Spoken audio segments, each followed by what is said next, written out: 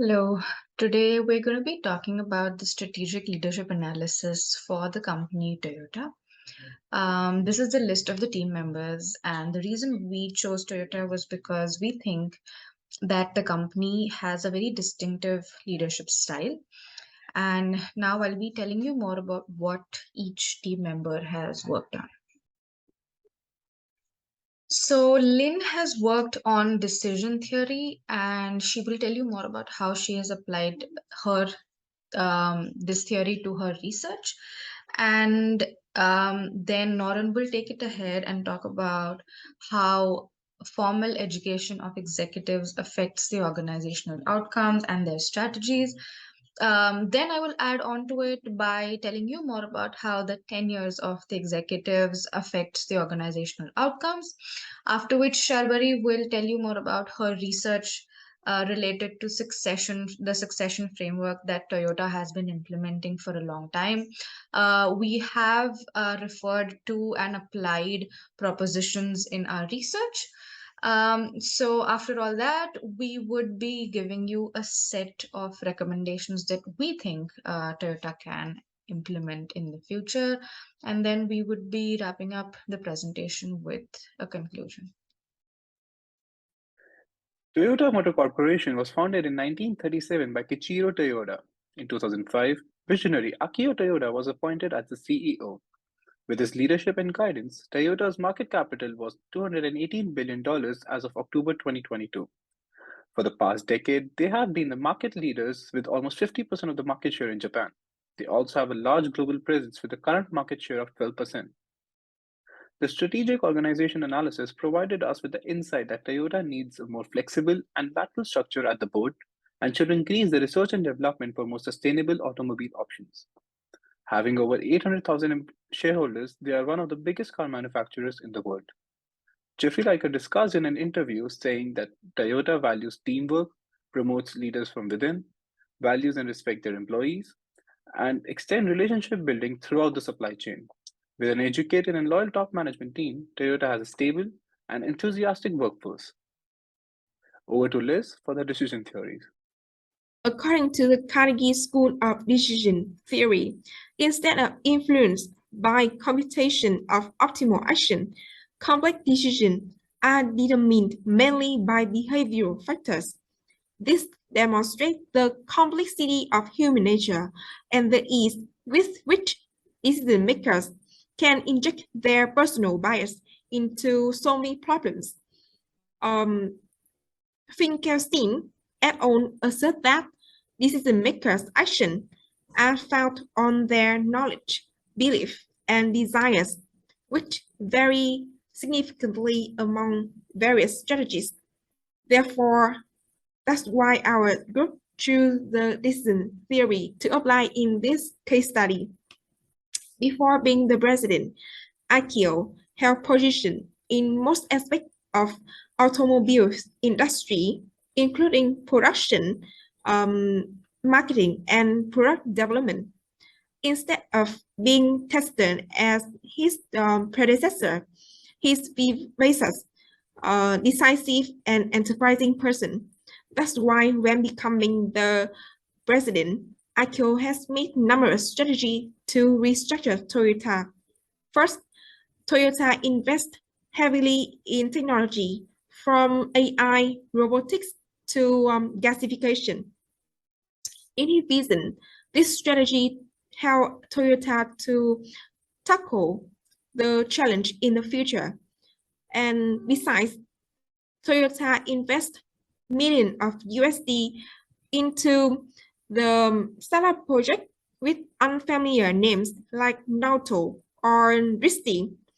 Akio's strategy is to split into small companies that penetrate area Toyota lack, and Akio does this to grow the size of the company further and adapt to the newest technology. Furthermore, Toyota not only cooperating with the unfamiliar startup company, but Toyota also cooperating with rivals like BMW, Tesla, or Suzuki in a sport and electric car segment. In addition, IKEA also allows designers to unleash their creativity to break down the barriers, bringing car more attractive. Nowadays, the design of Toyota is no longer dull and old, it's more firmer and modern. With all strategies of IKEA, Toyota still maintains its position as one of the leading car manufacturers in the world.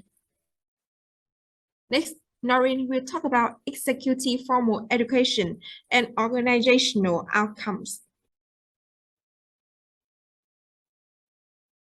Next, I am going to talk about the executive formal education and the organizational outcomes. Several studies suggested that there is a positive connection between the executive formal education and the firm performance. And according to our team researchers, we have found that an executive education is an intangible asset of the firm in the form of human capital.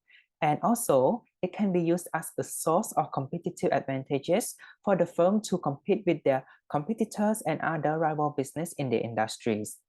Moreover, formal education can allow the CEO or the executive to develop business-related knowledge that can be very helpful in the real-world business practices. For instance, those CEO and executive that has higher education degree tend to have higher chances and stronger competencies in dealing with complex business organizations and handling the internal and external business environments. Likewise, it can have an influence on the strategic choices of the executive as well, because they are able to use the knowledge, the theory, and the framework that they obtain during their degree as a guidance for them to design a suitable and effective business strategy for the firm to achieve high performance and marginal productivities. In addition, this is applicable to the Proposition 4-24 of the recommended textbook, which stated that the amount of formal education background possessed by the executive is more positively associated with the organizational performance for the prospectors than the defenders. Akio Toyoda had completed 2 formal education degrees before he started to work for Toyota Company. The first degree that he held is a law degree, and the second degree is a postgraduate degree in a business administration. Besides, Toyota Company is a prospective firm due to its growth orientation, such as significantly involved in new innovation, new product development, increase in market share nationally and internationally, and they are continuously improve and evolve their firm competencies. This is aligned with the proposition stated because due to the high education background of Akio Toyoda, he has led this prospective company to obtain and achieve many successes in the market. For example, Toyota is known as one of the best automobile manufacturers in the world, and they were the first Japanese firm to exceed the net profit of 1 trillion yen. Next, I would like to hand over to Asia.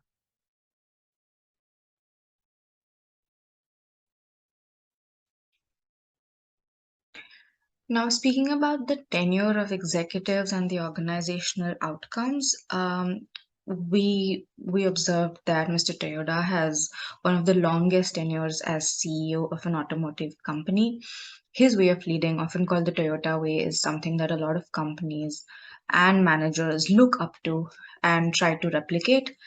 And because Toyota is a family-owned business, a lot of generations within the family have had these positions, key positions in the organization. This is where we apply Proposition 59D.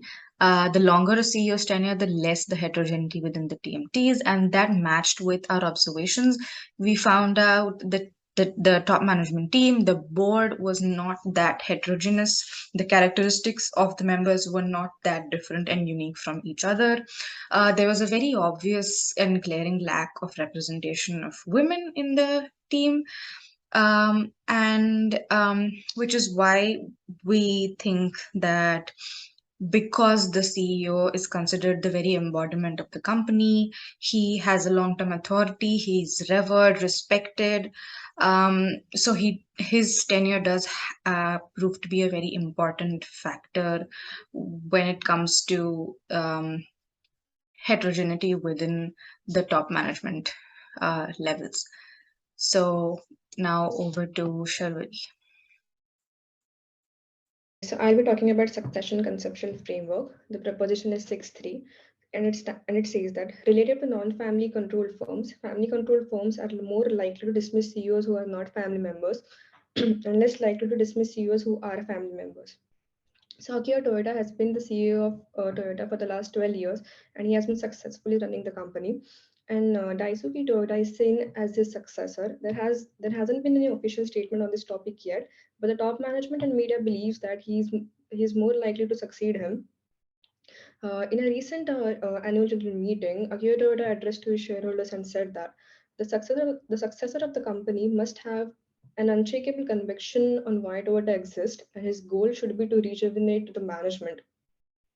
As the proposition says, family oriented firms are less likely to dismiss CEOs who are family members, and this has been the case with Toyota. So, none of the Toyota CEOs were dismissed or fired. They had to retire owing to their age. So, about this, I feel that Toyota should uh, consider appointing or hiring people at CEO level other than the family members, or they should like actually compete among their executives for the role of the CEO, because the other people might be able to bring in a new perspective, or they sometimes even they might be deserving for the position. Now, I would like to go forward it to Isha so that she can speak about recommendations. Thank you.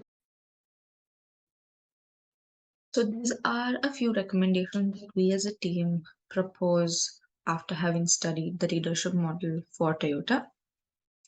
The first one is that because Toyota has a solid reputation for quality and innovation throughout the world, we think that the top executives have abandoned the company's core values in a bid to succeed in their global market dominance. So we think that Toyota could still implement and prioritize the Toyota way, but the definition of the Toyota way could change now. Also, by hiring people with better educational backgrounds, the company would achieve a strong theoretical knowledge base, which is going to be of use in the future. At the same time, we think that the top roles in the leadership can be a bit more flexible and open to change, because that is something that a company with a rigid hierarchy sort of struggles with.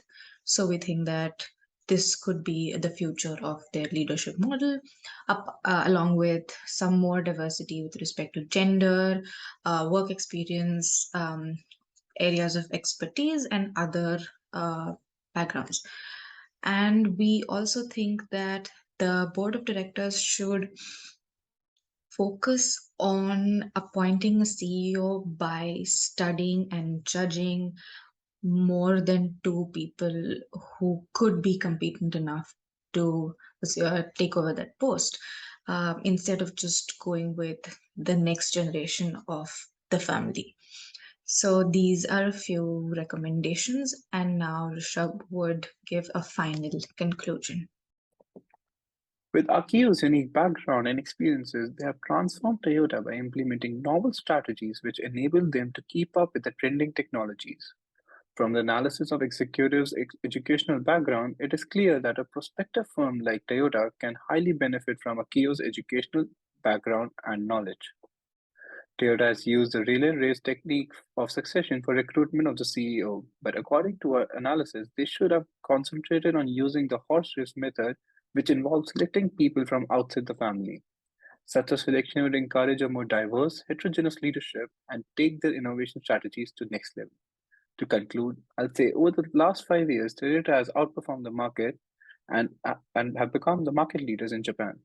Growth in the US will be supported by a shift towards smaller, more fuel efficient cars which Toyota can produce at a reasonable cost.